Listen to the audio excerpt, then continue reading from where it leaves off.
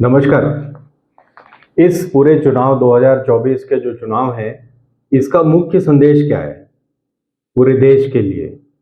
इसका मुख्य संदेश यह है कि करप्शन करो, बेदर्दी से करो, खूब करो, जितना कमा सकते हो कमाओ।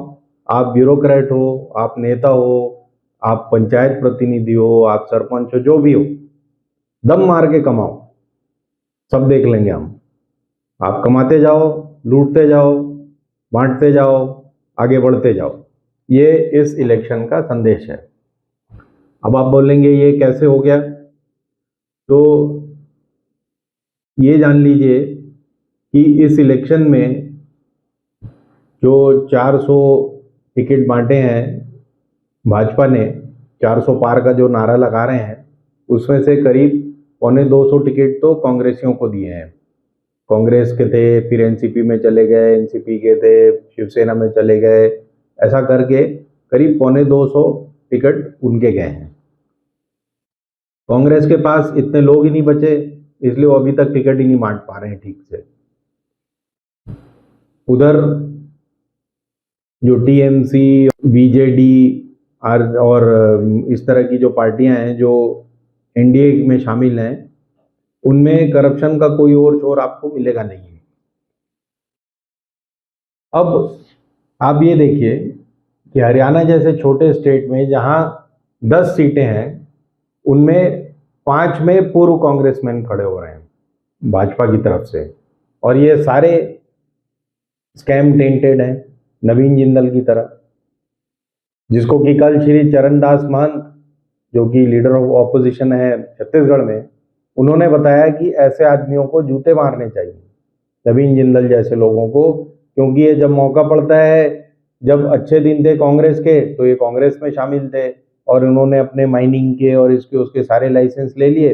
अब जब उनके खिलाफ ईडी और आईटी और दुनिया जहान की जांच चल रही है, तो वो भाजपा की तरफ भग गए हैं।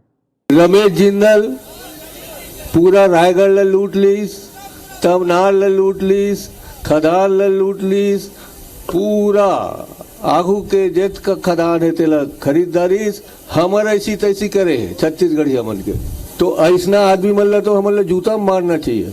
ये जे मन गए है ते मन लेना नहीं है। मजे की बात क्या है? मजे की बात यह है कि आप मनमाना करप्शन करिए, 70,000 करोड़, 22,000 करोड़, जितने करोड़ों का आप करप्शन कर सकते हो कर लीजिए, या तो देश से भाग जाइए या आपको कोई ना कोई पद मिल जाएगा। अब ये कैसे हो रहा है? 2022 में शिंदे के खिलाफ ईडी का कार्यक्रम चल रहा था, भाजपा में चले गए, शिवसेना को तोड़ दिया उन्होंने। शिवसेना भाजपा की सबसे पुरानी सहयोगी पार्टी है महाराष्ट्र में, उसको तोड़ना जरूरी था, क्योंकि भाजपा को अगर प्रदेश में अपना वर्चस्व बनाना है तो अपने ही साथी को तोड़ना जरूरी था, उन्होंने तोड़ दिया। अब इस इलेक्शन में पता चल जाएगा, जो महाराष्ट्र के इलेक्शन होंगे आने वाले समय में, उसमें पता चल जाएगा कि जो टूटी हुई शिवसेना है उसका क्या वजूद बचा है। तो शिंदे जी, जिनके ऊपर ईडी का प्रकोप था, वो सीएम बन गए। उसके साल भर के अंदर अजीत पवार, जो कि 70,000 करोड़ और 22,000 करोड़ और इस तरह के 2-3 स्कैम में शामिल हैं, और जिनकी 1000 करोड़ की संपत्ति जब्त है आज भी ईडी के पास, वो डिप्टी सीएम बन गए, क्योंकि उन्होंने एनसीपी को तोड़ दिया। तो भाजपा का कार्यक्रम सही चल रहा है। आज पूरे प्रदेश में, जो महाराष्ट्र प्रदेश में सबसे ज्यादा जिनके ऊपर करप्शन के चार्ज थे, वो सबसे ज्यादा लीडर्स आज भाजपा में गए हैं। इनमें से शिंदे से शुरू होके अजीत पवार से लेके नीचे जो केंद्र में मंत्री बन गए हैं, नायक और मुंडे और इस तरह के बहुत से लोग शामिल हैं। तो करप्शन का ये रिवॉर्ड है, आपको करप्शन करना चाहिए। अब मैं कहीं पे पढ़ रहा था कि देश में 650 डिस्ट्रिक्ट हैं, उसमें एक गरियाबंद बहुत छोटा सा डिस्ट्रिक्ट है। वहां पे एक नए नवेले आईएएस गए, उन्होंने मनमाने करप्शन किया, जगह जगह हाई मास्ट लाइट लगा दी, सीमेंट रोड पे डामर बिछा दिया, ऐसा करके वो वहाँ से पैसा कमा के गायब हो गए। अब सरकार बदली तो भी उनकी कुछ पूछ परख नहीं होनी, उस मामले को लोग भूल जाएंगे, क्योंकि ये सारा करप्शन उन्होंने कांग्रेस सरकार के जो कॉन्ट्रैक्टर्स थे, जो उनके अपने टच में थे, उनको दिया था। अब भाजपा सरकार आ गई है तो भाजपा सरकार को कॉन्ट्रैक्टर्स को दे देंगे। तो कहने का मतलब यह है कि आप ब्यूरोक्रेट हो या नेता, आप करप्शन करो, इस देश में सब लोग आपको सहेंगे, इसका कोई हिसाब नहीं है। कल 2-3 दिन पहले इंडियन एक्सप्रेस ने एक बहुत अच्छी स्टोरी की है। 2014 से लेके अभी 24 तक 10 साल में 25 बड़े नेता इस देश के, जो कि केंद्रीय मंत्री रह चुके हैं, सीएम रह चुके हैं, स्टेट में मंत्री रह चुके हैं, दुनिया भर के जो बड़े नेता कहलाते हैं हर पार्टी के, इनमें से 25 बड़े नेता भाजपा में शामिल हुए हैं। इन पर ईडी के और आईटी के और यहाँ तक कि सीबीआई की भी जांच चल रही थी। इन 25 नेताओं के शामिल होते ही 2 के खिलाफ, यानी प्रफुल्ल पटेल और अजीत पवार, इनके खिलाफ तो केस ही ड्रॉप कर दिए गए। कारण क्या था कि जी फाइल नहीं मिल रही, फाइल ही गुम गई ईडी की, तो केस ही ड्रॉप हो गए इनके। 20 के खिलाफ केस ठंडे बस्ते में चले गए। वो हेमंता विश्व शर्मा से लेके दुनिया जान के सबके खिलाफ चले गए।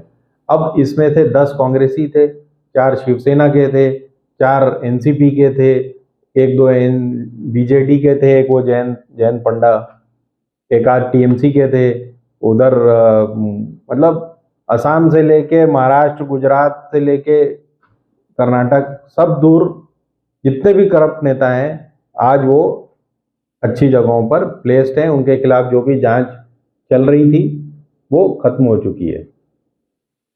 तो ये हालात हैं देश में। आप इस बात को समझे नहीं समझे, ये अरविंद केजरीवाल गिरफ्तार हैं, इन्होंने पता नहीं क्या किया है, उन्होंने भी कमाए होंगे करप्शन से। दुनिया जान की कहानी सुनाते थे कि मैं करप्शन का ऐसा कर दूंगा, मैं इनको अंदर कर दूंगा, सबके खिलाफ मेरे पास थप्पियां हैं, उनके खिलाफ ऐसा है वैसा है, और खुद ही अपने 3 सबसे बड़े नेताओं के साथ इस 3 आरोपों में घिरे हुए हैं। अब मान लीजिए वो भाजपा शामिल हो जाते हैं या आप टूट जाती है तो क्या होगा? कुछ नहीं हो सकता भाई। और भी देशों में और भी लोगों ने ये कोशिश करके देख ली है कि ऑपोजिशन के सारे लोगों को बंद कर दिया जाए, तो भी कहीं ना कहीं से मामले फिर उठ जाते हैं और ये लोग घूम फिर के फिर से सत्ता में आ ही जाते हैं। जो सत्ता में थे वो बाहर हो जाते हैं। तो ये सिलसिला चलते रहेगा। आप और हम वोट देकर खुश हो जाएं, अपने अपने मोहल्ले में, अपने अपने व्हाट्सएप ग्रुप्स में लड़ाई कर लें कि वो हमारी आइडियोलॉजी ठीक है और उसकी आइडियोलॉजी ठीक है। आइडियोलॉजी सिर्फ एक है, वो है करप्शन और पावर। करप्शन करिए, पैसा कमाइए, पावर में रहिए, या पावर में थे, करप्शन करिए, पैसा कमाइए, दूसरी पार्टी से पावर में आ जाइए। तो इस इलेक्शन का यही मुख्य संदेश है। आप इसको कितना ग्रहण कर पाते हैं देखिए। अब आप पूछेंगे कि इस करप्शन से छुटकारा कैसे मिलेगा? तो छुटकारा पूरी तरह तो नहीं मिलेगा, लेकिन हमारे जो वेद पुराण, हमारी जो रामायण महाभारत जैसी महान किताबें हैं, इनसे हमें ज्ञान जरूर मिलता है। एक कथा है कि कर्ण ब्रह्मास्त्र ढूंढ रहे थे और उन्होंने अपने गुरु से झूठ बोला कि वो उच्च जाति के हैं या ब्राह्मण हैं, या जो भी उन्होंने झूठ बोला अपने गुरु से और ये विद्या हासिल की। बाद में गुरु को पता चला कि ये या तो क्षत्रिय हैं या कोई और हैं और योद्धा हैं।